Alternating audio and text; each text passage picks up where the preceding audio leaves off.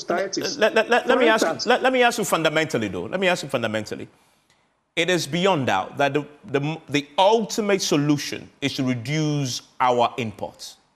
It's beyond doubt. If you reduce your imports significantly, really, it becomes an export-led economy. That then reduces the pressure that you see on your currency.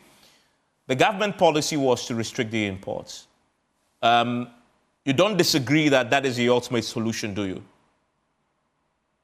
Yeah, so what we are saying is that if government wants to reduce the importation of certain products, what government needs to do, first and foremost, is to ensure that at least we have something to start with. For instance, he's talking about sugar. I disagree with him. The NDC government brought in this sugar factory. For some reasons, we have not been able to produce any sugar.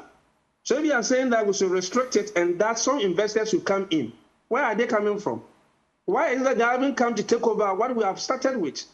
And so a product like this, I would disagree with you when you are saying that we should restrict its importation. What you only end up doing is to create monopoly, and prices of such a commodity will go high. I mean, but our neighboring country, our big brother in the sub-region, Nigeria, has done it with rice.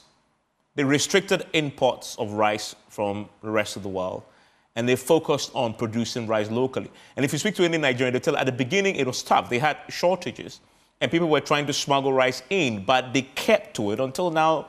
Nigerians eat their locally produced rice. Why can't we start somewhere with this? Evans, I agree with you to the extent that it was a policy by government and subsidized heavily, okay? In our case, tell us, what policy do you have in place for sugar? What policy do you have in place for rice? And you are talking about restricting them. Government should come out with a policy, a deliberate policy, to say that, look, we are going to support A, B, C, D people who are already in, let's say, rice cultivation.